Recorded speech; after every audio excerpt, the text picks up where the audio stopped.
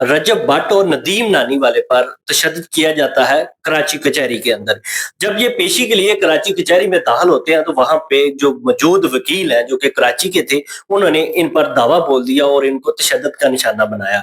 इन लोगों को तशद्दुद का निशाना तब बनाया के ऊपर एक तौहीन मज़हब केस चल रहा था जो कि कराची के अंदर आज पेशी थी। वहाँ पे वो जाता है और साथ उसके वकील होते हैं जो कि पंजाब से गए हुए थे।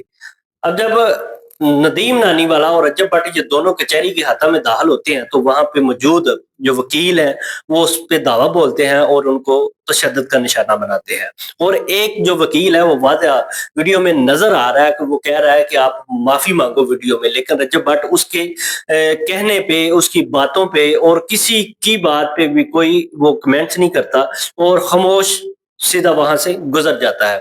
अब जब इनको तशद्दुद बनाया जा रहा था, नदीम नानी वाला ये कहता है कि हम एक गेट से दोनों दाखिल होते हैं और जो हमारे वकील थे वो दूसरे गेट के ऊपर मौजूद थे। अब 5-6 जो लोग हमारे साथ मौजूद थे लेकिन वो दूसरी साइड पे खड़े थे।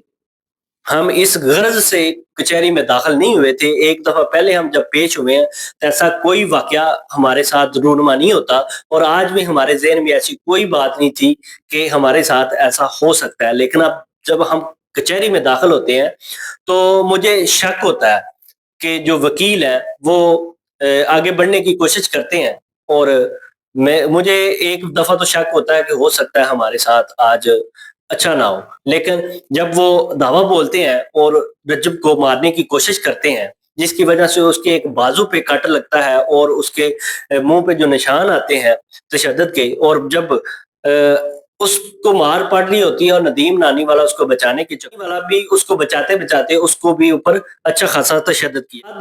रजब भट्ट का जो वकील था अली अशफाक, वो भी कह रहा है जी मैं इनके खिलाफ केस करूँगा।